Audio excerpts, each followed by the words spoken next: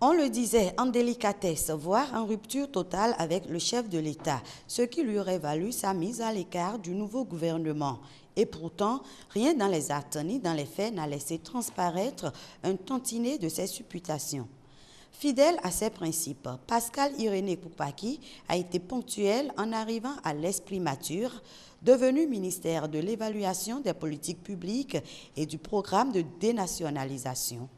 16h30, poignée de main avec Antonin Dossou, son ami, collaborateur et complice depuis plus de 7 ans. Échange de civilité et d'amabilité, revue des dossiers en instance et recommandations à l'endroit du nouveau ministre de l'évaluation des politiques publiques et du programme de dénationalisation.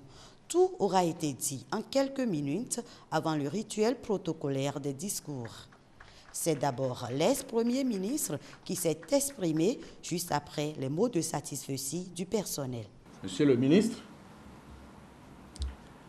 je vous souhaite le meilleur et bon vent dans le chemin tracé et surtout que vous puissiez continuer d'élargir ce chemin pour participer à la diversification ordonnée de l'économie béninoise, qui seule cette diversification créera l'emploi et assurera le recul de la pauvreté.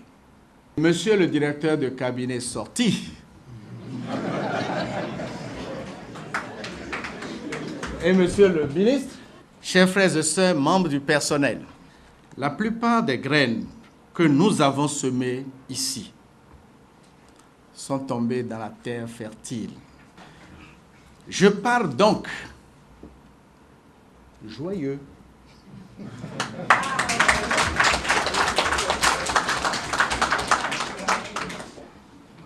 Vraiment tranquille, parce que ma charge est allégée, avec l'espérance que nous nous retrouverons, car tout ce qui monte quelque part converge. En prononçant sa première allocution en tant que ministre de la République, Antonin Dossou s'est montré modeste et a su reconnaître à son prédécesseur les qualités qu'il a toujours observées chez celui qu'il a choisi comme collaborateur et auprès de qui il a exercé en toute confiance pendant plusieurs années. Vous m'avez offert l'opportunité d'apprendre énormément à vous. Le ministre, en effet, n'est qu'un serviteur de la République. Il se doit à cet égard de s'élever au-dessus des intérêts personnels et partisans et de privilégier en toutes circonstances l'intérêt républicain, l'intérêt général.